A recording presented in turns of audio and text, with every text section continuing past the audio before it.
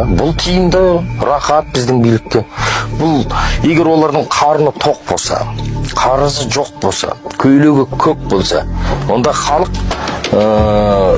басқа талаптарға көшеді. Демократия көшеді. Халық өзі кінәлі. Сондықтан бұларды халықты кінәлауды неге жиі осыған апарып қойды? Бұлар ойланбасын. Қарызға дүкеннен алсын, кредитке жауып тастайық. Бұлар жаңағы басқадан ойлануға уақыты болмасын. Тіпті уақыты болып жатыр ма, онда телеарналарға түрік пен кәрістің порно сериалдарын қойып. Ол аз ба, онда өзіміздің бір ток-шоуларды жасап, бір қыз бен жігітті таныстырып, айғай-шу төбелестіріп қойып, ұятсыз сөздерді айтқызайық. Ойбай, бетім-ай, мынау не көріп отырмын деп, соны кемпірлер талқыласын, шай ішіп отырғанда сол әңгіме кетсін.